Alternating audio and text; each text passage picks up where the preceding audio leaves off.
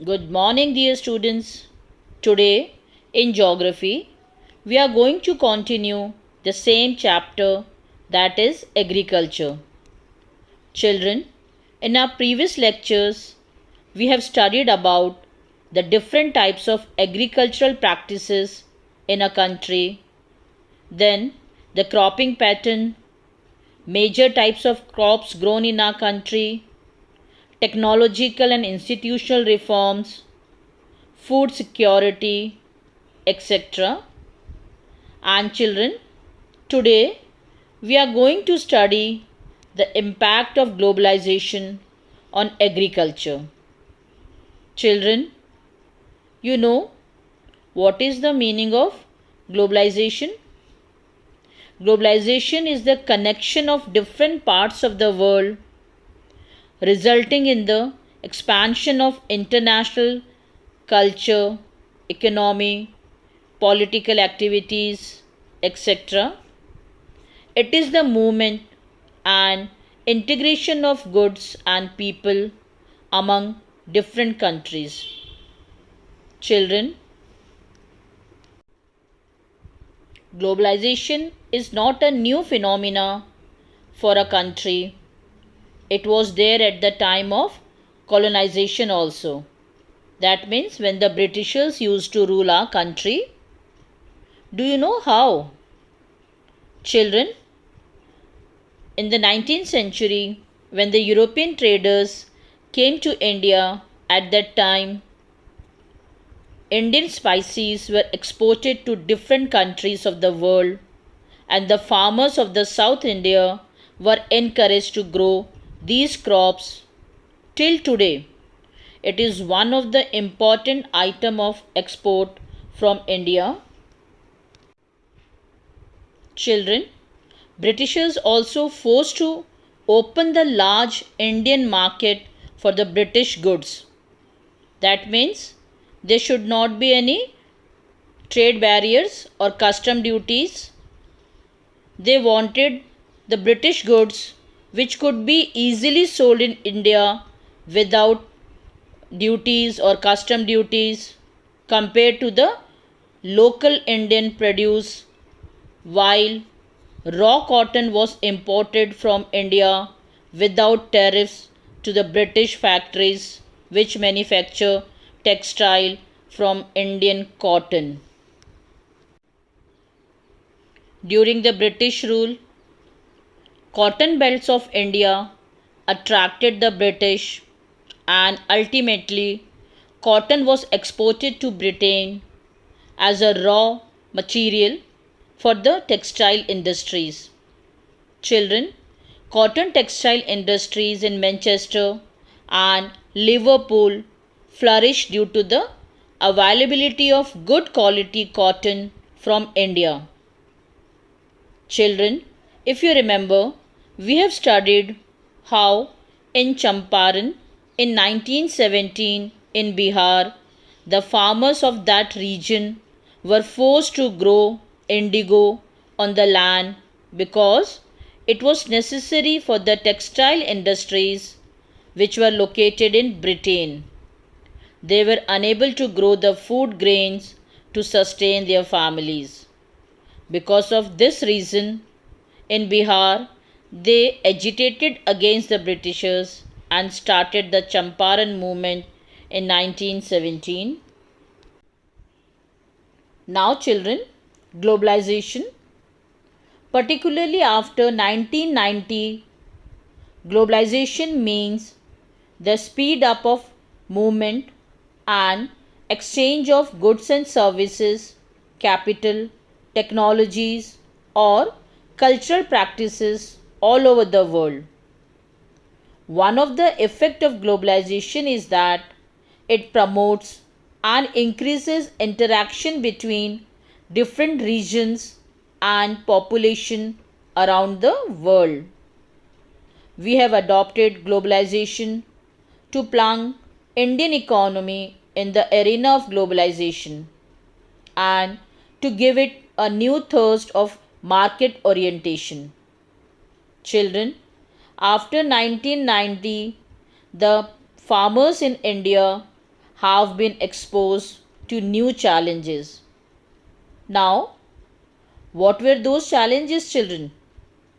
The first one was, despite being an important producer of rice, cotton, rubber, coffee, jute, and spices, our agricultural products are not able to compete with the developed countries. Why this is so, children? Because in developed countries they give very high subsidies in agriculture to their farmers. And the next one is, today Indian agriculture finds itself at the crossroad.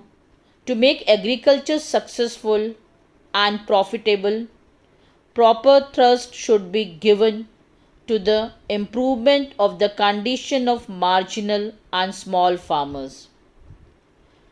Although the Green Revolution has helped, but today it is under controversies because it has caused land degradation due to the overuse of chemicals, fertilizers, irrigations, etc.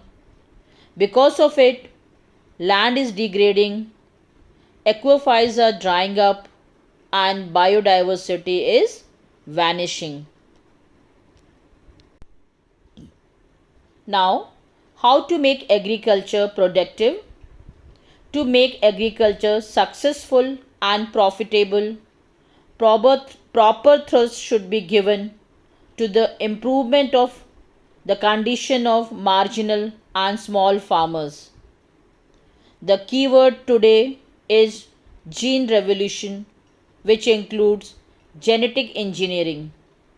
Genetic engineering is recognized as a powerful supplement in inventing new hybrid varieties of seeds.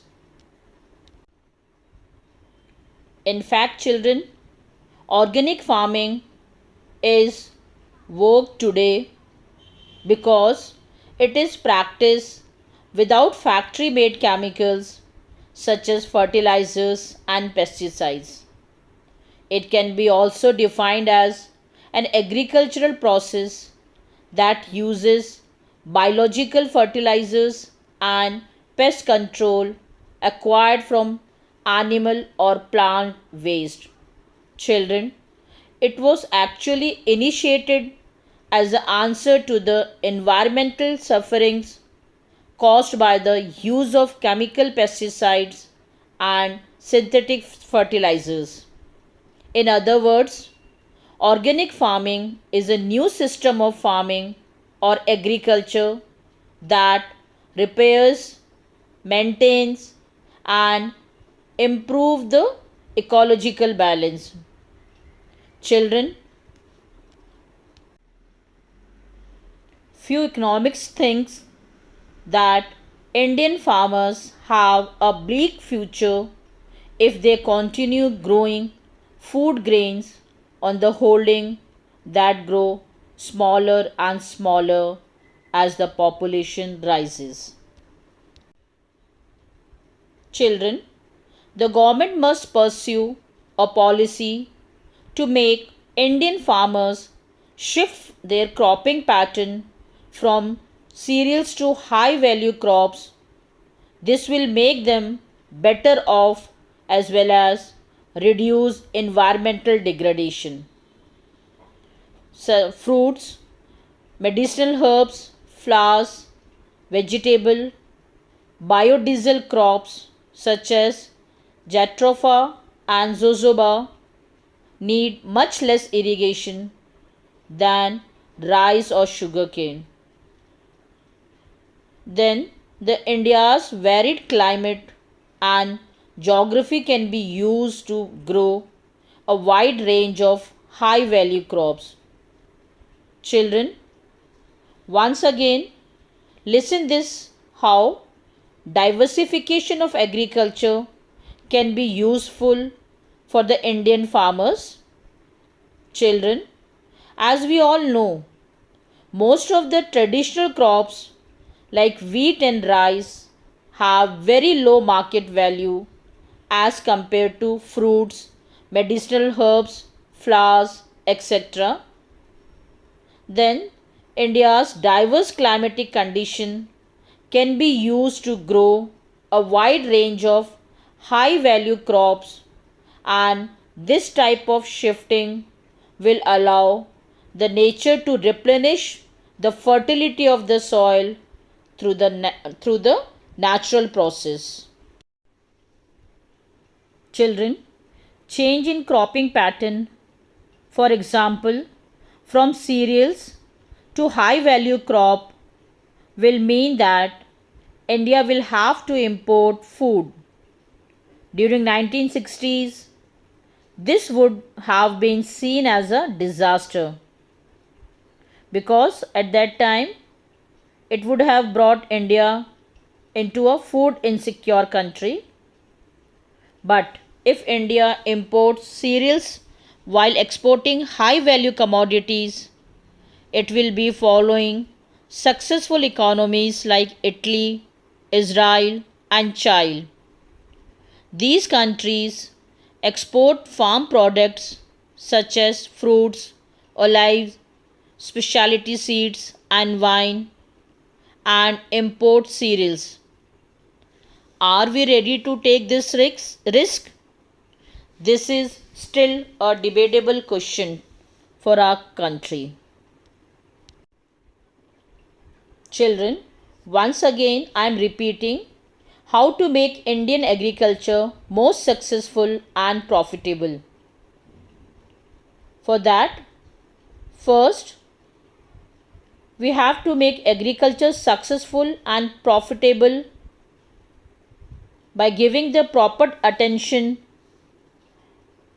to the improvement of the condition of marginal and small farmers. Second, organic farming should be practiced so that it will not affect the environment. Third, the farmers should diversify their cropping pattern from cereals to high value crops. And the next one, India's varied climate and geography can be used to grow a wide range of high value crops. Children, that's all for today. Thank you and have a nice day.